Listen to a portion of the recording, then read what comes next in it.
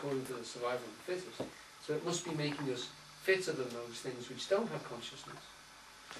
But it's interesting showing you the article from the National Geographic, because it's suggesting that consciousness has descended. We can now find consciousness or examples of consciousness further and further down the animal world. It isn't something which starts with us. There's a lot of these suggestions. There's a wonderful one where they paint a spot on an elephant's head and then let it look at itself in the mirror, and it tries to get the spot off its head. So it immediately recognises, that's not another elephant, that's me. Now children don't do that for quite a few months, and it's only the higher mammals that are supposed to do that.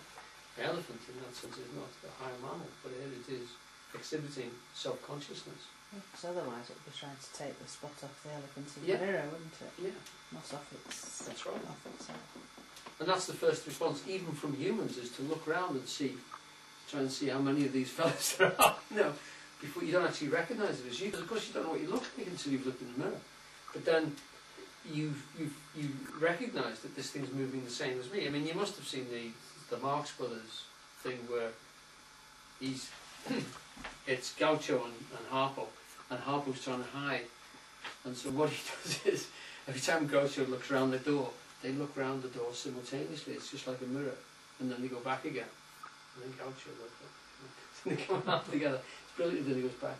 So he goes. He doesn't put copies in exactly. It's very funny, and you realise, hang on, it's the sort of chimpanzee situation. Hey, is this me, or is this? You know, yeah, it's just a little play on that sort of on that concept. You look into the mirror. Your first thought is it's a human being, yeah, because it's got arms and legs and stuff like that. But then, hang on, it's moving exactly the same as me. So you do a bit of this, and then you realise, God, it is me. You know, this is me. What's that spot on my head? Self-consciousness. So they've got that loop, and they've shown it in a sort of a concrete example in terms of the elephant. The fascinating one for me is the crow. They have a crow there, a Caledonian crow. I think that means a Scottish crow. It might be an ornithological name. They get a test tube and shove a piece of meat in the middle of the test tube. They jam it in, put it in the middle of the floor, and put a hook piece of wire and a straight piece of wire, and just let the crows into the room. You see, there's other food around, and one of the crows takes the hook and goes off. But a clever little crow comes over, sees the meat, has a go at it, gets the wire, jams it in the floor and bends it into a hook, and it designs it perfectly so it will fit down the tube, puts it down the tube and hooks the meat out. Now that's from a bird brain, something which we would have thought had very little brain, you know. There's another interesting, fascinating thing which I got hooked on when I was doing my thesis, which was that in the late 1950s, tits started to break into milk bottles on the doorstep. They realised that they could peck through the foil. It spread far faster than the birth rate of tits. So tits were somehow communicating to each other or learning from each other how to peck through the foil tops of milk bottles and how to get the cream out. In fact, it took something like about 6 or 7 years to spread right across the Midlands of England, and they know where it started, which is a fascinating thing. So these creatures who are supposed to be instinctive were able to pass information that couldn't have had any evolutionary value until after the war, when people started to put foil tops on milk bottles. And yet the little sods were not only learning how to do it, but telling other ones how to do it as well. Free food. Get in there. Well, showing. But even that, see, is not supposed to be possible between them. They aren't supposed to learn like that. Very few animals sort of learn like that, apparently. Really? Yeah, well, surprising. this is, I mean, what it is, it shows a sort of paradigm shift in the way scientists are recording information. Beforehand, animals were little more than machines, you know, and you could do what you liked to them. You know, they didn't feel pain and all this sort of rubbish. And now they're sort of starting to maybe take them a little more seriously, because I mean, I think it's part of the fact of understanding that learning and interaction is a social function, and that creates a great deal of consciousness in itself. The children, as we may have spoken before, the children that were brought up by wolves in India never learn to speak, because there's a small window of learning to speak. Hang on. Creates consciousness? I don't think that logically follows. I'm sorry. Well, that's another talk, but I mean, it needs to be, you need to have to sort of say that the reference points that you have for all the things that the way you would record and translate and communicate consciousness are all socially formed. Most of them are language, linguistically figured.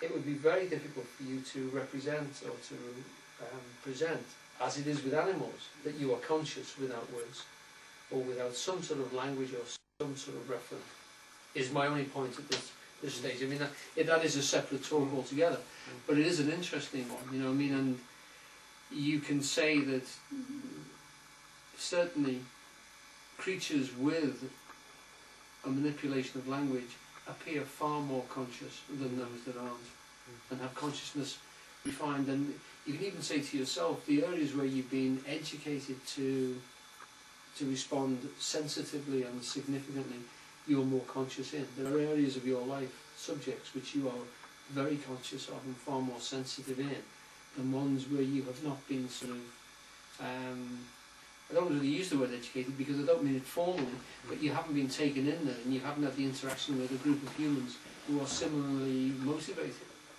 whether that's a hobby or an educational situation. I don't mean to mean formal, but even informally, you know, it's very difficult to get that. Mind. So like... Was that insult? Are you saying you've got a group mind? Oh, no, sorry. No. If those birds have got a group mind, and one finds that it's pecks in to, you know, through the top, the others would pick it up then, wouldn't it? If they've got a group mind, but you're talking about something which most people wouldn't consider to be even a possibility, how that mind would communicate between them. I mean, I'm completely with you there, and I think Sheldrake brings up a lot of anecdotal evidence to suggest that there is a group mind working there. There seems to be that with that super rat, isn't there?